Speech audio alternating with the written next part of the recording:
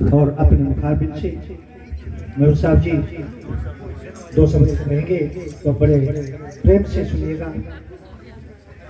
दो शब्द बोलने हैं तो राम राम। मेरे बीच में श्रीमान शिव शंभू जी भी हैं, आप यहाँ के पार्षद प्रतिनिधि भी हैं, आपके गांव के निवासी हैं, तो आपने मेरा सम्मान किया ही है।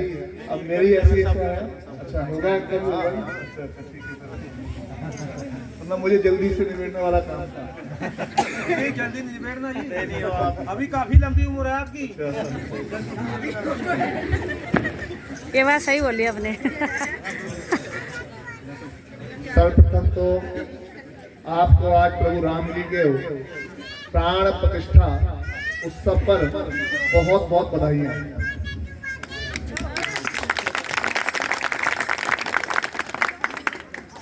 आज का यह दिन ऐसे ही हमको देखने को नहीं मिला।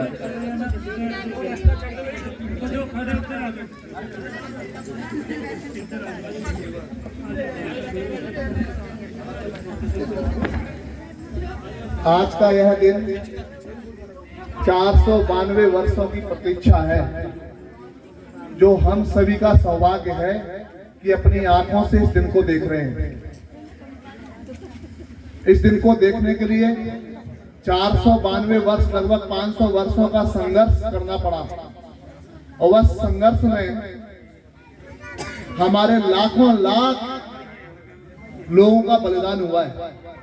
जब यह आज हम राम मंदिर दिव्य भव्य बनता हुआ हमने देखा है, तो जब बलिदान की बात आती है तो मैं आप लोगों को एक प्रसंग बताता हूँ, ये कहां से बलिदान की परंपरा चली और प्रभु राम जी के मंदिर के लिए संघर्ष कहां से प्रारंभ हुआ। तो एक मुझे घटना ध्यान में आती है जिसका इतिहास साक्षी है। औरंगजेब काल में वैष्णव दास महाराज जी, जो कि उस समय अयोध्या गद्दी को संभाल रहे थे, संत थे, बैरागी थे, उस समय जब वो नित्य अयोध्या में प्रभु राम जी की पूजा किया करते थे, हवन यज्ञ किया करते थे, लेकिन उस समय हम सबको ध्यान में, मैंने बताया औरंगजेब का काल था, इतना अत्याचारी औरंगजेब, दुराचारी, जब उसको ये सूचना गई कि अभी भी प्रभु राम जी की पूजा अयोध्या में चल रही है, तो औरंगजेब ने अपना एक सेनापति हुस्न-अली, उसने अपनी सेना के साथ में हुस्न-अली को आदेश दिया कि अपनी सेना के साथ में जाओ और वहां के संतों को, और जो वहां के मुख्य पुजारी संत हैं वैष्णव दास जी महाराज, उनकी हत्या करके आओ। जैसे ही उसने आदेश दिया तो हुस्न-अली अपनी सेना के साथ में वहां से चल दिया, अयोध्या की ओर कूच कर गया। यह संदेशा उन बैरागी वैष्णव दास महाराज जी को भी पता लगा। जैसे ही उनको पता लगा तो उन्होंने श्री गुरु गोविंद सिंह जी को संदेशा पहुंचाया। दशमेश गुरु हमारे पूज्यपाद गुरु गोविंद सिंह जी को संदेशा गया। वैष्णव दास महाराज जी ने सारी स्थिति को परिचय कराया। उन्होंने कहा यदि आज आप नहीं पहुंचे तो जो हुस्न-अली अपनी सेना के साथ में आ रहा है, अयोध्या को पुनः तहस नहस कर देगा, और जिस पूजा पद्धति को हमने बचा के रखा हुआ है इसका सब खंडित कर देगा। संदेशा मिलते ही श्री गुरु गोविंद सिंह जी वहां से अपने कुछ निहंग सेनानियों के साथ में अयोध्या के लिए चल दिए। तीव्र गति से पहुंचे, अयोध्या पहुंच गए, वैष्णव दास महाराज जी को सुरक्षा प्रदान की। इधर हुस्न-अली अयोध्या पहुंच गया अपनी सेना के साथ में। जब हुस्न-अली अयोध्या पहुंचा सेना के साथ में, तो गुरु गोविंद सिंह जी का निहंग सेनानियों के साथ में, उसके साथ में युद्ध हुआ। मित्रों, इतिहास बताता है कि गुरु गोविंद सिंह जी ने अपने कुछ निहंग साथियों के साथ में उस हुस्न-अली का तो वध किया ही किया, एक एक सेना जो भी उसके साथ में अत्याचारी गए हुए थे, सभी सेनाओं का, पूरी सेना जो है मिट्टी में मिला दी, सबका वध कर दिया।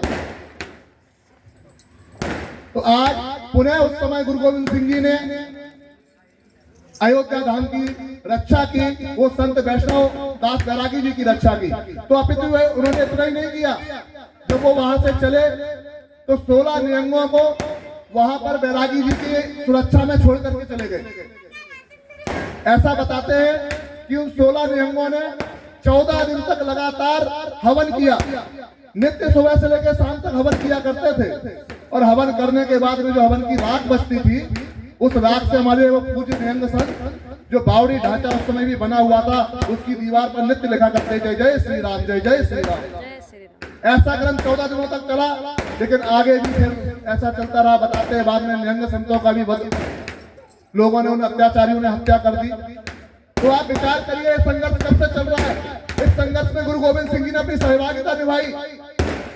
इतने वर्षों के संघर्ष के बाद सोचिए इस कलयुग में, मैं सबको आज जहां जिस कार्यक्रम में गया मैंने बताया है, मित्रों बहनों भाइयों, इस कलयुग में यह दिन पुनः मुझे लगता है दोबारा नहीं आने वाला। आज मात्र अयोध्या राममय नहीं है, आज मात्र उत्तर प्रदेश राममय नहीं है, आज मात्र भारतवर्ष भी राममय नहीं है, आज संपूर्ण विश्व की गलियां राममय हो गई हैं, संपूर्ण ब्रह्मांड राममय हो गया है। राम नाम से संपूर्ण ब्रह्मांड गूंजमान है। एक एक गली, एक एक राम भक्त के मन में राम राम है, रोम रोम में राम राम जग रहा है। हम स्वयं देख रहे हैं अपने पंचकुला जिले में आज प्रत्येक गांव अयोध्या बन गई है, प्रत्येक मंदिर राम मंदिर बन गया है और प्रत्येक मन में राम जी समाये हुए हैं। इसलिए मैं बार बार कहता हूं कि अभी इस उत्साह को बचाए रखने की आवश्यकता है। अभी हमको ये उत्साह भी बचा के रखना है, सतत बचाए रखना है, निरंतर अभी आगे बढ़ना है। क्योंकि जिस प्रकार से हमने अपने भारत देश के अंदर आज राम दिवाली मनाई है, ऐसे ही अभी हमको बाकी है। मैं जो कह रहा हूं आप समझ लेना, ऐसे ही हमको कृष्ण जन्माष्टमी मनाना बाकी है, ऐसे ही हमको भगवान शिव जी की, भोलेनाथ की शिवरात्रि मनाना बाकी है।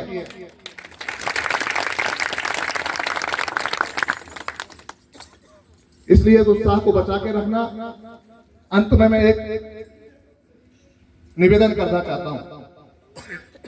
भगवान राम जी आज हमारे मंदिर में स्थापित हो गए।